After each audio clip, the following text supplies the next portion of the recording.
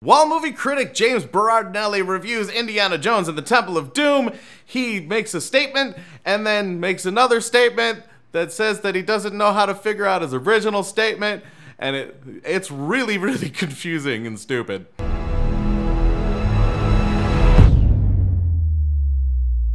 What's up, you guys? Hope you're doing well. If it's your first time here, make sure you hit the subscribe button and the little bell right next to it. Also, if you like the video, hit the like button to let us know. Now let's take a look at this dumbass critic. There are two things I remember about the Temple of Doom during its original theatrical run. Everyone had to see it, it was the must-see theatrical event of the summer, and it was hard to find someone who wasn't disappointed. I don't know about reviews based on memories, although I guess you technically can't make a review not based on memories, because you have to remember what you just watched.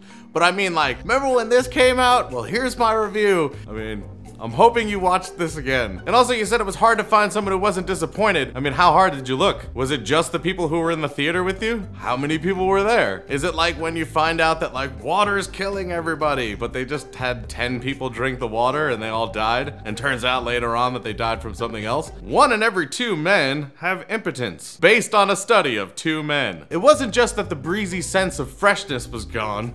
Gross. Let's choose a different theater next time. It had been replaced not merely by something darker, but by something a little mean-spirited. Mean-spirited? This is a mean movie? Indiana Jones and the Temple of you. Like, how is it mean? Let's find out. In trying to take their character and his adventures in a direction that would not copy Raiders, Lucas and Spielberg leached a lot of the fun out of Indy. I feel like based on the plot and how dark it is, and the things that were going on, it would be a little less fun. You know, this time it wasn't like snakes. It's like someone's heart's being ripped out of their chest. A little different. Torture, child abuse, hearts ripped out, black magic. It was all a little too much, and the inclusion of ill-placed sequences of physical comedy didn't lighten the tone so much as make the movie occasionally feel schizophrenic. I agree with the darkness. I agree that, you know, some of the humor felt ill-placed because of how dark it was, but it was made as like an adventurous, fun thing, and they needed to throw the comedy in there. That's just kind of how it works. But how? Where's the anger? And now it's schizophrenic and angry. That's terrifying. I dated that.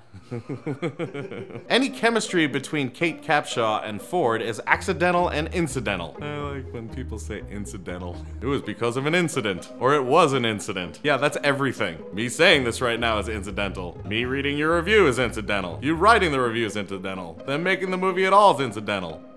Incidental. As a love interest, she's a bust. What were you staring at?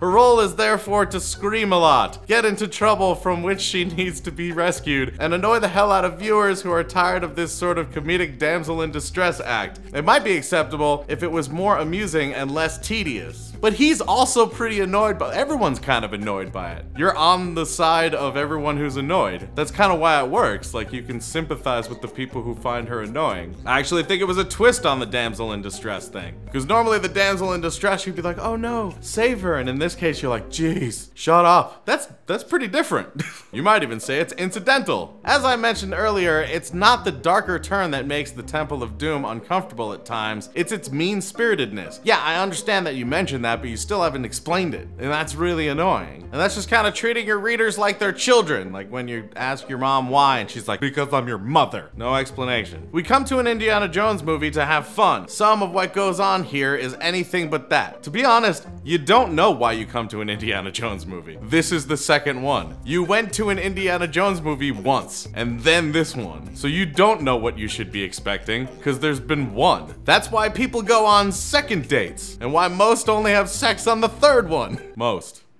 Rare. It's tough to say which is more out of place. The awful slapstick act of Willie as she avoids animals while camping outside, or the scene in which the villainous Mola Ram plunges his hand into a victim's chest and rips out his heart, then holds it up so everyone can see it beating. I mean, if you're calling it dark, then I guess the comedy part is more out of place, according to you? Why is it hard to say? You already said. Is it hard for me to say? He literally said, this film is dark and mean-spirited, and the comedy felt out of place. And then it's like, it's hard to see which one's more out of place, the comedy or the dark, mean-spirited part. I like this candy more than this candy, but it's hard to say which one's better. Like which one I like more. The moment has become as iconic as the chestburster scene in Alien, but perhaps not for the right reasons. It sent countless parents storming from theaters with their horrified children in tow. That's probably the right reason. It wasn't supposed to be nice. They weren't supposed to be buying, like, the toy where you can rip a heart out of someone's chest for them after that. Well, we gotta run to Walmart and get you that chest heart toy. By my reckoning, Raiders of the Lost Ark is a nearly perfect film. There was no way the Temple of Doom could have equaled it. Yet, the movie doesn't fall just a little short, it falls considerably short. That was a waste of words. You didn't need to say that string of words at all. If sports announcers did that, that'd be so stupid. He didn't just miss that shot, he really missed that shot. Therefore, no points. That's how it works. Everybody got that? They would just constantly be behind what's going on in the game. Unless it's football. Even all these years later, a pall hangs over it. A whiff, not necessarily of failure, but of expectations missed. Sadly, while things would lighten up for installment number 3, the change in tone didn't equate to an upswing in quality. Yeah, because you just said they couldn't do an upswing. You just said, the first one's perfect, there's no way it could even be equal, and then they failed to do an upswing. That's really stupid.